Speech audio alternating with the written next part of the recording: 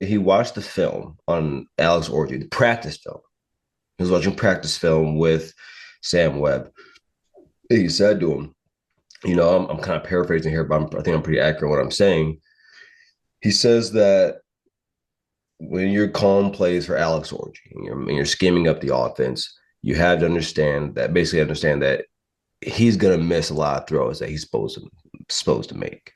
He's gonna do that, and it, it, and then he said something else.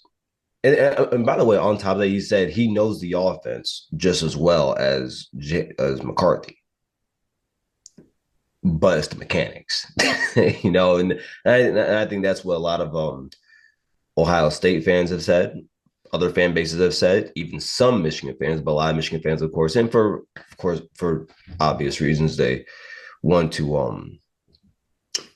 feel good about the quarterback situation. But then he also said this about the O line, and if I can, I can't even pull it up right here, Bryce, but talking about the possible struggles of the O line, and Bryce on this show, I have been very on top of that.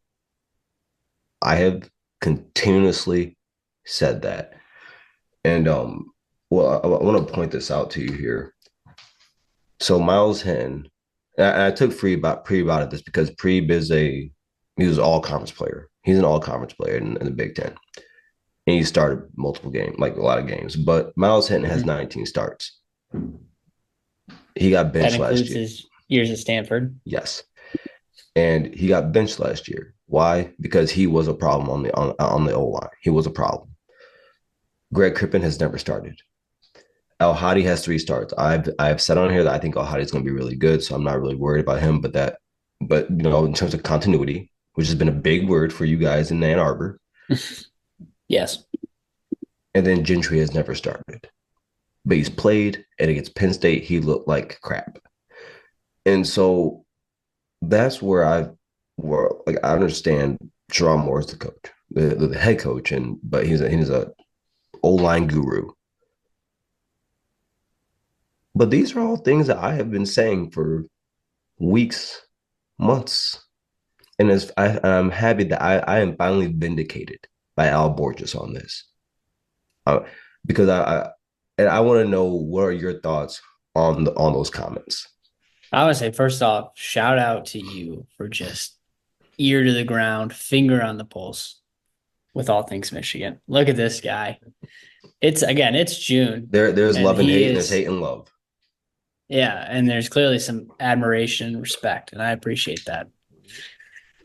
Yes. Yeah, no, Garrison, I think to go into the Alex Orji comments, yeah, he's got a lot to prove.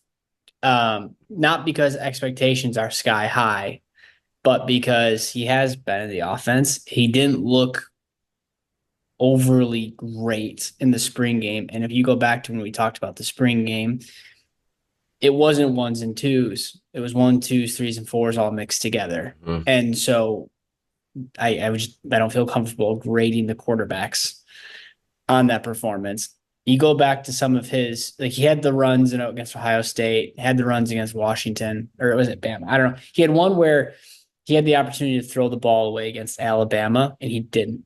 Took the 3-yard loss, I think it was. And so yeah, the tape doesn't look overly spectacular. Just he's got some things to prove. And I think Borges' assessment is correct. Even though he didn't have a ton of success as the OC at Michigan, I Mm-hmm. think his assessment is correct. He's going to miss some throws and probably not make the right reads. Probably maybe look at one, maybe two, and then run. And I think if that's your strategy, that's easy to coach against. Mm-hmm.